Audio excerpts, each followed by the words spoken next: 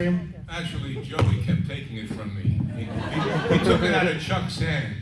Chunk, man. Get the name right. You were in the damn movie. Come on. I said Chunk. I said he took You it guys out. be the judge. You guys be the judge. I said he took it out of Chunk's You hand. said Chuck's hand. I said Chunk. And now it's time. Listen, you SOB, stop it.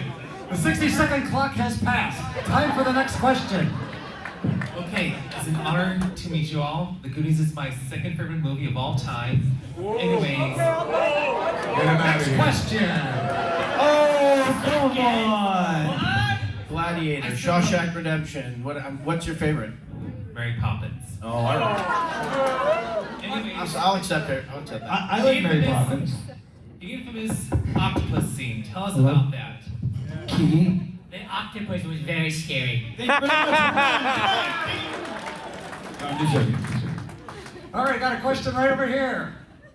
All right, my question is, if any of you were to be this is kind of a Corey question. If you were to be a vampire, which one would you want to be? A turned blood, pure, or familiar? Okay. Well, we're getting real deep right now. I would probably have to say a familiar. All right. Yeah.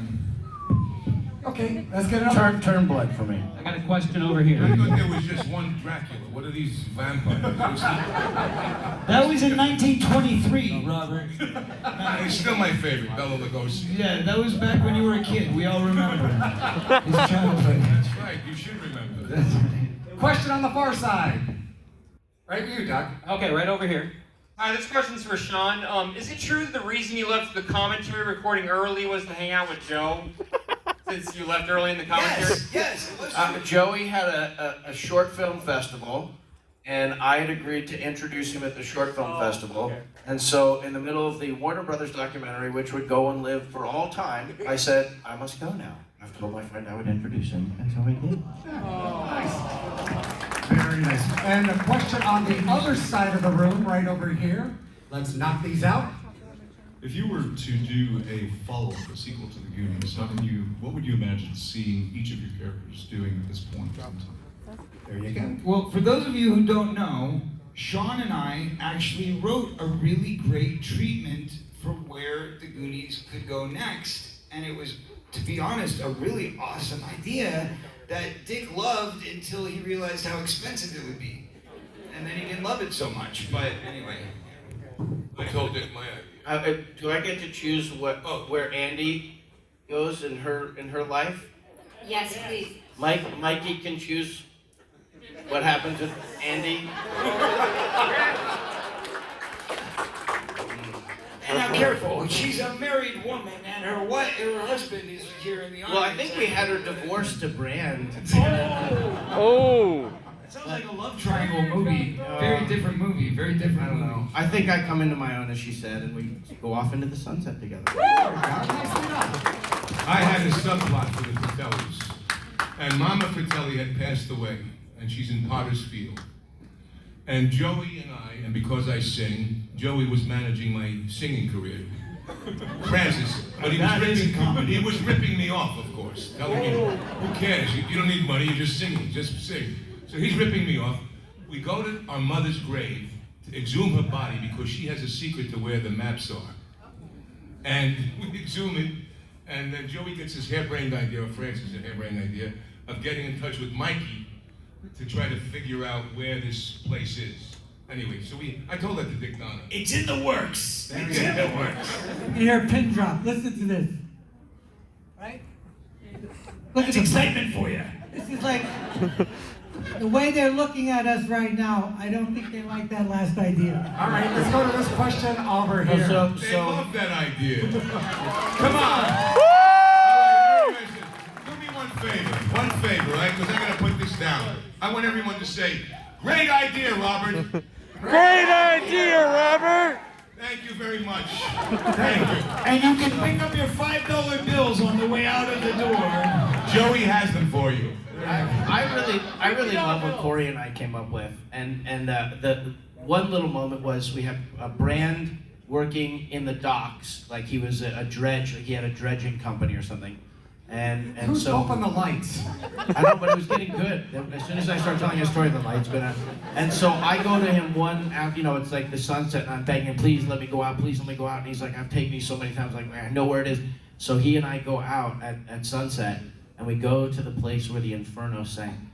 And he has the tanks, and I go down, down, down into the Inferno and into Willie's chamber, and I go under the table, and I've got a knife, and I figure out where there is, anyhow, we'll go on from there. There was, what I do is, the whole time travel. I know, hold on. So when we have Andy, so it's a museum. They're gonna open it as a museum. Like, they put $100 million into it, and they can go down into the caves, and it's set up like a world-class museum. And Andy comes, it's gonna be the opening night or whatever, and you've been hanging out in Europe, in England, and one of the princes loaned you one of the Spanish jewels. And so you bring it in order to have it in our, we're famous. And so she brings it back. She's like, Mikey, you can display this. This is from the thing. I'm like, oh my God.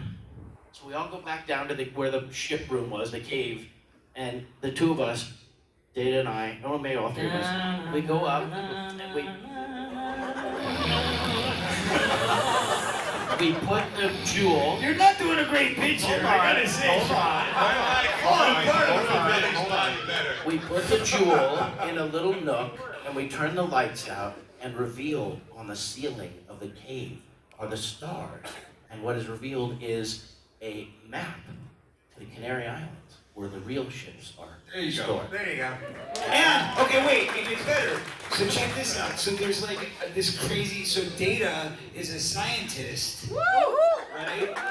And he's working on this really revolutionary, futuristic time travel stuff. Okay?